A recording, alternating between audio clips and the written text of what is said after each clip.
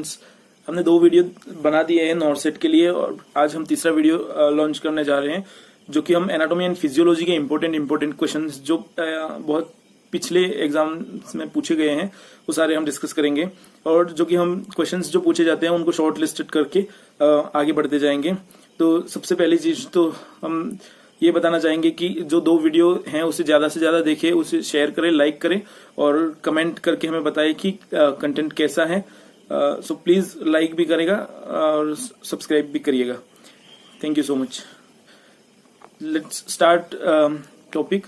So first we will see bone. Bone में bone की covering क्या होती है वो पूछा जाता है, जिसको हम बोन की कवरिंग को पेरिओस्टियम बोलते हैं। टोटल बोन पूछेगा तो 206 ह्यूमन बॉडी में बोन्स होते हैं। सबसे लॉन्ग बोन पूछा तो फीमर सबसे लॉन्ग बोन है और सबसे स्मॉल बोन पूछा तो जो इनर ईयर का जो बोन है स्टेपिस वो सबसे छोटा बोन है। ईयर में बोन कितने होते हैं अगर पूछा तो टोटल 6 बोन होते हैं बोथ ईयर में। ईच ईयर में 3 होते हैं और मेलियस करके एक बोन होता है ईयर में। तो मेलियस जो बोन है वो हैमर शेप का होता है। तो ये क्वेश्चन पूछा जाता है कि मेलियस बोन है उसका शेप कैसा होता है, तो हैमर शेप का होता है। दूसरा, टोटल हेड में जो फेस की बोन कितने होते हैं ये पूछा जा सकता है। तो क्रेनियम वार्ड और फेस के टोटल बोन्स जो होते हैं वो 22 होते हैं, जो कि फेस में 14 बोन होते हैं। ऐसा कौन सा बोन है जो कि किसी मसल से अटैच्ड नहीं है और किसी बोन से भी अटैच्ड नहीं है, तो वो हाइवेड बोन है। तो टोटल मसल्स बॉडी में है 639 मसल्स हैं, जो कि उस मसल्स के टाइप कितने होते हैं तो एक वॉलेंट्री मसल्स होते हैं, नॉन वॉलेंट्री मसल्स होते हैं, कार्डियक स्मूथ मसल होते हैं और ये जो स्मूथ मसल्स का किधर किधर होते हैं ये पूछा जाता है, जो कि हार्ट स्मूथ मसल से बना होता है और वो इनवॉलेंट्री मसल्स है जो कि अपने कंट्रोल में नहीं होता है। और स्केलेटल मसल्स जो होते हैं जो कि सारे मसल्स बोन से अटैच्ड होते हैं वो सारे स्केलेटल मसल्स होते हैं। सबसे छोटा मसल्स कौन सा होता है जो हेयर फॉलिकल में होता है, इरेक्टाइल पिलाई करके एक मसल्स होता है जो सबसे छोटा मसल्स है। रिब्स कितना होता है तो 12 पेयर रिब्स होते हैं और क्रेनियल नर्व कितना होता है तो 12 पेयर क्रेनियल नर्व होते हैं। सबसे ज्यादा पूछी जाती है 5th क्रेनियल नर्व कौन सी है तो 5th क्रेनियल नर्व जो है वो ट्राइजेमाइनल है। 7th क्रेनियल नर्व जो है वो फेशियल नर्व है, वो भी पूछी जाती है। और एक चीज याद रखना, नोज एक है तो ऑल्फैक्टरी सबसे पहले नंबर पे आती है। First cranial nerve is olfactory. I2 है तो ऑप्टिक नर्व है वो सेकंड है। आई मसल्स को कौन सी नर्व सप्लाई करती है तो कि एक सिंपल सा फॉर्मूला है LR6SO4 का whole cube means LR6 means lateral rectus जो मसल होता है उसको 6th क्रेनियल नर्व जो अब्डुसेंस है वो सप्लाई करती है और SO4 सुपीरियर ऑब्लिक मसल जो है उसको 4th क्रेनियल नर्व ट्रक्लियर सप्लाई करती है और बाकी की जो सारी आई मसल्स हैं उन सबको क्रेनियल नर्व 3rd सप्लाई करती है। एक क्वेश्चन जो पूछा जाता है वो है हेयर और नेल्स में कौन सा प्रोटीन होता है तो केराटिन नाम का प्रोटीन जो है वो हेयर और नेल्स में पाया जाता है। इसके बाद में किडनी का लोकेशन पूछा जाता है तो वो रेट्रोपेरिटोनियल ऑर्गन है और बीन शेप की किडनी होती है, ये पूछा जाता है। लंग्स में लोब्स कितने होते हैं ये पूछा जाता है तो जो राइट लंग जो होता है उसमें 3 लोब होते हैं और लेफ्ट लंग जो होता है उसमें 2 लोब होता है। लेफ्ट लंग जो है वो नैरो होता है और राइट लंग जो है वो ब्रॉड होता है।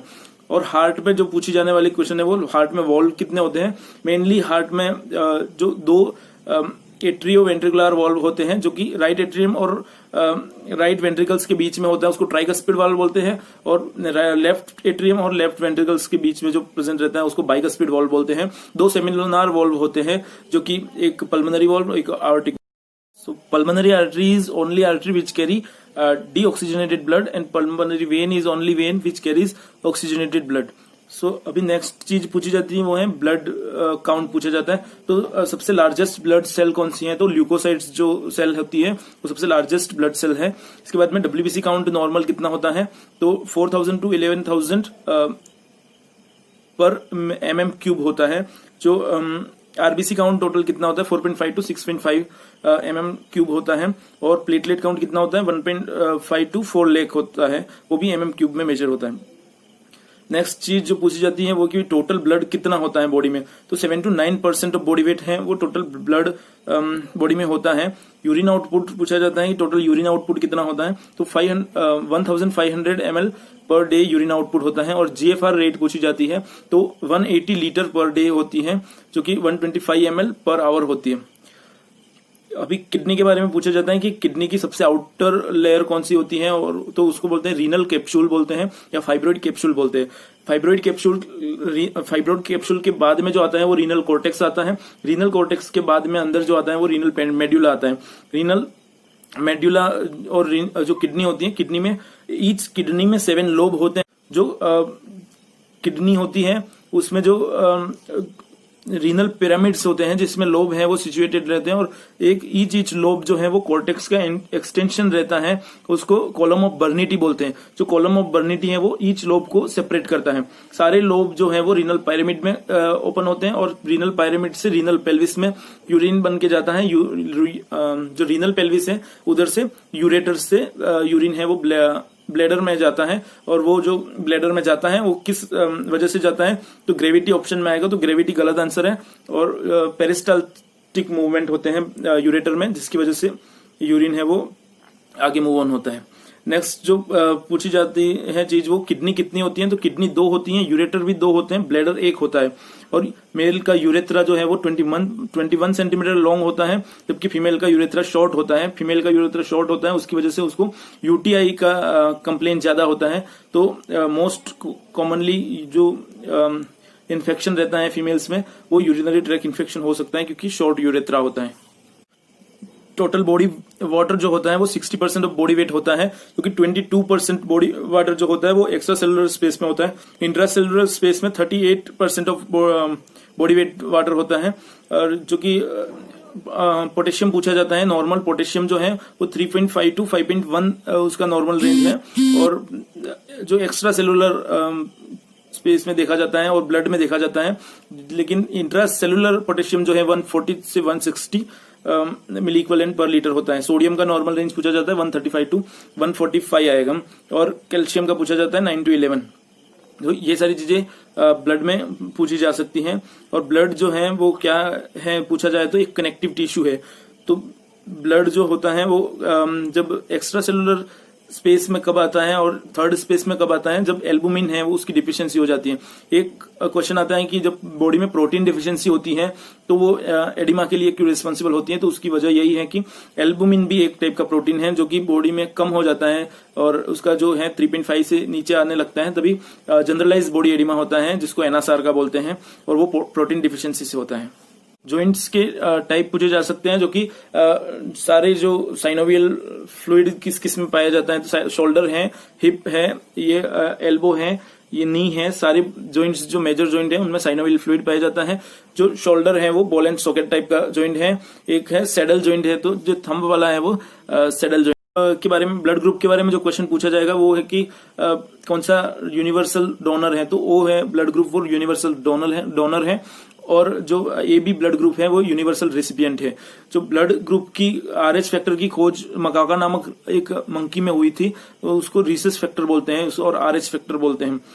ये जो ब्लड ग्रुप की जो खोज की थी वो 1938 में हुई थी, और जो कि एक मंकी में हुई थी। तो ये क्वेश्चन पूछा जा सकता है कभी हुई। सेल का जो माइटोकॉन्ड्रिया होता है वो उसको power house of the cell बोलते हैं, तो ये क्वेश्चन पूछा जा सकता है पावर हाउस ऑफ सेल कौन सा है, तो माइटोकॉन्ड्रिया पावर हाउस है। सबसे बड़ा ऑर्गन सेल में के अंदर कौन सा होता है, तो न्यूक्लियस है वो सबसे बड़ा ऑर्गन होता है।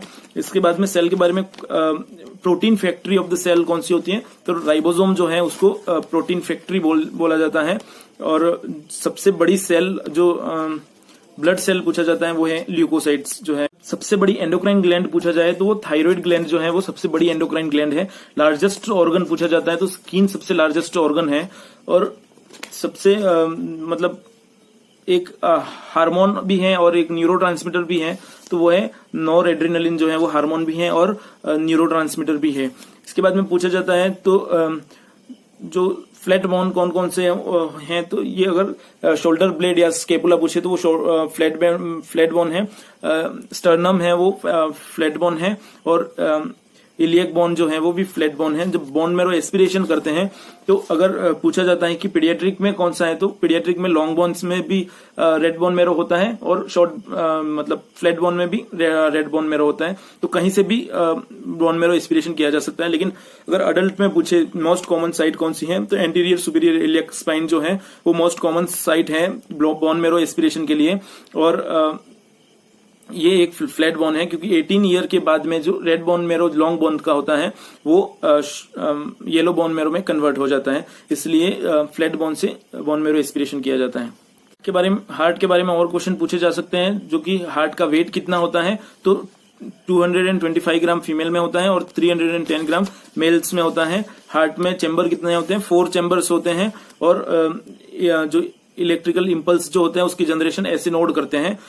ये जो ऐसे नोड होते हैं उसकी ब्रांचेस, कौन सी ब्रांच लेफ्ट एट्रियम को सप्लाई करती हैं, तो बेचमैन फाइबर करके एक ब्रांच होती है जो कि लेफ्ट एट्रियम को सप्लाई करती हैं। और हार्ट के बारे में जब भी क्वेश्चन पूछेगा तो ईसीजी पे क्वेश्चन पूछेगा, तो ईसीजी में नॉर्मल हार्ट रेट जो होती है उसको कैलकुलेट करने के लिए जो लार्ज बॉक्सेस होते हैं उसको कैलकुलेट करके 300 से उसको डिवाइड कर दिए जाते हैं, तो हार्ट रेट होती है वो आ जाती है। और ये जो हार्ट में जो वेव्स होती हैं वो बहुत ही नैरो हो जाती हैं और टॉल हो जाती हैं जब पोटेशियम ज्यादा हो जाता है। मींस पोटेशियम का क्वेश्चन आया तो टॉल टी वेव जो होती हैं वो पोटेशियम हाइपरकैलेमिया में होती हैं और फ्लैट होती हैं वो हाइपोकैलेमिया। फ्लैट टी वेव जो होती हैं वो हाइपोकैलेमिया में होती हैं। और एक होती है टोर्सा डे पेंटस के बारे में क्वेश्चन पूछा जाता है। टोर्सा डे पेंटस जब बॉडी में होता है तो किस मिनरल्स या किसकी डिफिशियंसी होती है, तो मैग्नीशियम की डिफिशियंसी होती है। उसमें 1 ग्राम मैग्नीशियम जो है वो एडमिनिस्टर किया जाता है। एक सुप्रावेंट्रिकुलर टेकिकार्डिया के बारे में क्वेश्चन पूछा जाएगा, तो उसका सुप्रावेंट्रिकुलर टेकिकार्डिया का ड्रग ऑफ चॉइस है एडिनोसिन। एडिनोसिन का एक्शन 10 सेकंड तक रहता है और उसको जब फ्लश बॉडी में देते हैं तो उसका एक्शन मतलब 10 सेकेंड्स का रहता है और उसको 10 सेकेंड्स में देते हैं और 30 सेकेंड्स में अगर कोई एक सिम्टम्स रिलीफ ना होते हैं तो उसको फिर से रिपीट किया जा सकता है। और जब भी एडिनोसिन देते हैं तो उसको 10 ml से फ्लश करके जो एक्सट्रीमिटीज है उसको ऊपर उठा दिया जाता है ताकि जो टारगेट ऑर्गन तक ड्रग पहुंच जाए।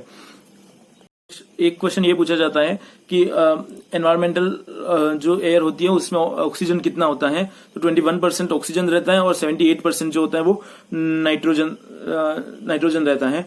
और जो बाकी कार्बन डाइऑक्साइड रहता है वो बहुत ही लेस होता है, 0.3% कार्बन डाइऑक्साइड रहता है।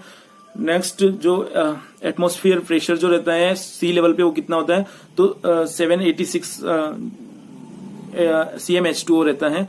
इसके बाद में पूछे जाते हैं वो कि जो बोन जो होता है ये उसको क्या बोलते हैं, तो ये मैंडिबल होता है और ये ऊपर वाला जो बोन होता है वो मैक्सिला होता है।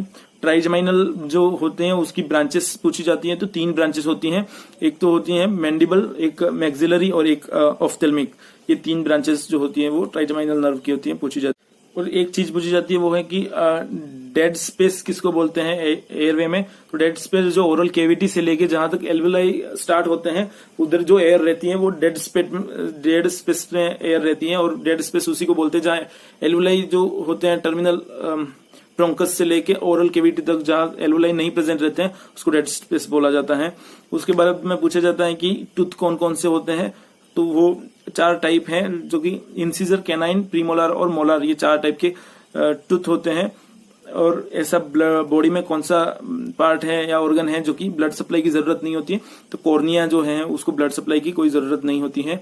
इसके बाद में ईयर का जो पिन्ना है उसका पूछा जाता है कि जो ईयर का पिन्ना है उसका मतलब फंक्शन क्या है, तो ये साउंड वेव्स जो होती हैं उसको कलेक्ट करता है और आगे टारगेट ऑर्गन तक पहुंचाता है। फिर सेमी सर्कुलर कैनाल होती हैं, तो वो बॉडी में कहाँ होती हैं और कितनी होती है, तो वो ईयर में होती हैं, मिडल ईयर में, और ईच ईयर में 3-3 सेमी सर्कुलर कैनाल होती हैं, means total 6 semi circular canal होती हैं। फिर क्लेविकल बोन के बारे में पूछा जाता है। क्लेविकल बोन का दूसरा नाम जो है वो है शाइन बोन और उसको कॉलर बोन भी बोलते हैं। और ये कौन सा बोन है इसे पूछा जाता है, जो कि मॉडिफाइड लॉन्ग बोन है। इसके बाद में पूछा जाता है ब्रेन में वेंट्रिकल्स कितने होते हैं, तो 4 वेंट्रिकल्स होते हैं। इसके बाद में बहुत सारे सेंटर्स पूछे जाते हैं, जैसे टेम्परेचर सेंटर कहाँ होता है, तो हाइपोथैलेमस में होता है। सीवीएस सेंटर कहाँ होता है, तो मेडुला ऑब्लांगेटा में होता है। इसके बाद में रेस्पिरेटरी सेंटर कहाँ होता है, पोन्स में होते हैं रेस्पिरेटरी सेंटर। और मिड ब्रेन जो होता है उसमें क्या आता है, तो पॉन्स भी जो होता है वो मिड ब्रेन कहाँ आता है, तो मिड ब्रेन में आता है। इसके बाद में एक पूछा जाता है सेरिबेलम जो है वो उसका फंक्शन क्या है, तो मतलब बैलेंस कोऑर्डिनेशन में कौन हेल्प करता है, सेरिबेलम हेल्प करता है। ब्रेन में सीएसएफ जो होता है स्पाइनल कॉर्ड और ब्रेन में सीएसएफ कितना होता है ये पूछा जाता है। 125 ml जो है वो सीएसएफ होता है। ब्रेन की कवरिंग जो होती है उसको क्या बोलते हैं, मेनिंजियस जो है वो ब्रेन की कवरिंग होती है उसको मेनिंजियस बोलते हैं। और जो ब्रेन की कवरिंग और ब्रेन का इन्फेक्शन होता है उसको बोलते हैं मेनिंजाइटिस। मेनिंजाइटिस जो होता है उसमें सिम्टम्स पूछे जाते हैं कि जो कि बहुत ही पॉपुलर है, तो एक ब्रूडसिंग की साइन पूछा जाता है, एक कर्निक साइन पूछा जाता है, और एक जो होता है वो फोटोफोबिया होता है जो कि मेनिंजाइटिस में और इंसेफेलाइटिस दोनों के सेम ही सिम्टम्स। और पूछा जाता है जो सलाइवा जो है उसमें कौन सा एंजाइम रहता है, तो टाइलिन एक जो है वो एंजाइम सलाइवा में प्रेजेंट रहता है, उसके बारे में पूछा जाता है। दूसरा एक एक्सोक्राइन और एंडोक्राइन दोनों ग्लैंड हैं। पेनक्रियाज जो कि पूछा जाता है, और पेनक्रियाज से जो हार्मोन सिक्रीट होते हैं वो कौन कौन से हैं, तो एंडोक्राइन पेनक्रियाज होता है, उसमें 3-4 टाइप का सेल होता है, अल्फा, बीटा, गामा और delta. Alpha cell glucagon secrete करती हैं, बीटा है वो इंसुलिन सिक्रीट करती हैं, डेल्टा सेल गामा सेल है वो सिक्रेट सोमेटोस्टेटिन सिक्रेट करती है, और डेल्टा सेल जो है वो पेनक्रियाटिक पॉलीपेप्टाइड सिक्रेट करती है जो कि एक्सोक्राइन पेनक्रियाज को वो करता है, कंट्रोल करता है। और एक्सोक्राइन पेनक्रियाज जो है उससे सिक्रेट होने वाला hormone pancreatic lipase, pancreatic amylase और ट्रिप्सिन, ये सारे जो है वो पेनक्रियाज के मेजर हार्मोन्स होते हैं जो कि पेनक्रियाटिक जूस बनाने में हेल्प करते हैं। दूसरा एक पूछा जाता है इंटेस्टाइनल जूस जो होता है उसको क्या बोलते हैं, तो सक्कस एंटेरिकस बोलते हैं। और ये पूछा जाता है वाटर का एब्जॉर्प्शन जो है वो मेजर कहाँ होता है, लार्ज इंटेस्टाइन में होता है वाटर का और विटामिन के का। दूसरे क्वेश्चंस जो पूछे जाते हैं वो है एंड प्रोडक्ट्स के बारे में पूछे जाते हैं, जो कि यूरिया जो है वो किसका, जो प्यूरिन डाइट होते हैं, प्यूरिन बेस्ड डाइट होती है उनका एंड प्रोडक्ट बनता है वो यूरिया बनता है। प्रोटीन का जो एंड प्रोडक्ट है वो यूरिक एसिड बनता है। कार्बोहाइड्रेट का एंड प्रोडक्ट बनता है CO2 और H2O बनता है। और पूछा जाता है यूरिया कहाँ बनता है बॉडी में, तो यूरिया जो है उसको किडनी नहीं बनाती है, उसको लीवर बनाता है। और लीवर जो है वो और भी बनाता है जो कि बाइल बनाता है, बाइल जो है वो लीवर बनाता है और उसको गोल ब्लैडर में स्टोर करता है। फिर इसके बाद में इन्फ्लेमेशन जो होता है गोल ब्लैडर का उसको कोलिलिथियासिस। और एक चीज जो पूछी जाती है वो है बॉडी में कहाँ पे 2 आर्टरीज जो हैं वो मिलके कैपिलरी बनाती हैं, तो वो है रीनल जो किडनी है उसका बाउमेन कैप्सूल्स जो होते हैं उसमें एफरेंट आर्टरी और इफरेंट आर्टरी दोनों मिलके कैपिलरीज बनाती हैं, जो कि एक सारे जो ब्लड सेल्स जो होती हैं और प्रोटीन्स होते हैं उनको छोड़ के बाकी सारा जो है वो सिक्रेटरी फेज में सिक्रीशन हो जाता है इंक्लूडिंग ग्लूकोज, और बाद में वो रीअब्सॉर्ब्स होता है। तो ये बॉडी में एक जगह है जहां 2 आर्टरी मिलके कैपिलरीज बनाती हैं, पूरी बॉडी में बाकी जगह पे एक आर्टरी एक वेन जो मिलके फिर कैपिलरी बेड बनाती हैं। तो विटामिन ए जो है उसको राइबोफ्लेविन बोलते हैं, रेटिनॉल बोलते हैं। विटामिन B1 को राइबोफ्लेविन बोलते हैं, विटामिन B3 को नियासिन बोलते हैं, B5 पेंटाथेनिक एसिड है, B9 पूछा जाता है जो कि फॉलिक विटामिन, B12 है वो साइनेकोबालामाइन है। तो ये बी के टाइप हैं। बी की डेफिशिएंसी से बेरी होता है, और ए की डेफिशिएंसी से कॉर्नियल ज़ोरोप्थोसिस और नाइट ब्लाइंडनेस ये सारी चीजें होती हैं। सी की डेफिशिएंसी से स्कर्वी होती हैं। डी की डेफिशिएंसी से ओस्टियोमलेशिया, ओस्टियोपोरोसिस ये सारी चीजें होती हैं। कि जो वॉल्यूम्स जो होते हैं उसके बारे में पूछे जाते हैं, तो रेजिडुअल वॉल्यूम जो होता है वो होता है 1500। इसके बाद में जो होता है वो कैपेसिटी पूछी जाती है, इंस्पिरेटरी कैपेसिटी कितनी आती है, तो वो 3500 इंस्पिरेटरी होती है। टोटल लंग वॉल्यूम पूछा जाए तो वो 6000 होता है। और पूछा जाता है पीएच के बारे में, ब्लड का पीएच कितना होता है 7.35 टू 7.45 होता है, और जितना ब्लड का पीएच होता है उतना ही सीएसएफ का पीएच होता है, क्योंकि ब्लड से ही सीएसएफ बनता है। और इसके बाद में पूछा जाता है यूरिन का पीएच, तो यूरिन का पीएच होता है 8.6, और एक होता है पैनक्रियाटिक जूस का पीएच पूछा जाता है जो कि 8 होता है। दूसरा पूछा जाता है स्मॉल इंटेस्टाइन जो है उसके पार्ट कौन से होते हैं, तो जिजेनम, डियोडिनम और इलियम। तो फर्स्ट पार्ट जो है उसको डियोडिनम बोलते हैं, और लास्ट पार्ट जो है वो है इलियम होता है, और जिजेनम बीच में होता है, जिसका 12 सेंटीमीटर लेंथ होता है, जो कि पूछा जाता है। इसके बाद में लार्ज इंटेस्टाइन जो है वो उसका लेंथ कितना होता है, 1.5 मीटर लार्ज इंटेस्टाइन का लेंथ होता है, और 4 मीटर जो है वो स्मॉल इंटेस्टाइन का लेंथ होता है। लार्ज इंटेस्टाइन को लार्ज इंटेस्टाइन इसलिए बोलते हैं क्योंकि वो ब्रॉड होती हैं, उसकी वजह से उसको लार्ज इंटेस्टाइन बोलते हैं। कुछ क्वेश्चन पूछे जाते हैं क्लोटिन फैक्टर के बारे में, जो कि क्लोटिन फैक्टर टोटल नंबर्स में होते हैं 13, और इसके 8th जो क्लोटिंग फैक्टर है वो है एंटी हीमोफिलिक फैक्टर ए, और जो 10th है वो स्टुअर्ट फैक्टर और स्टुअर्ट पावर फैक्टर बोलते हैं। तो ये क्वेश्चन जो है वो पूछे जाते हैं। हीमोफिलिया किस फैक्टर की वजह से होता है, तो 8th की वजह से जो है हीमोफिलिया होता है। Thank you so much for watching the video. Please like करें, शेयर करें और कमेंट करें। ज्यादा से ज्यादा शेयर करेंगे तो और भी मैं वीडियो बनाऊंगा। Thank you so much for watching the video.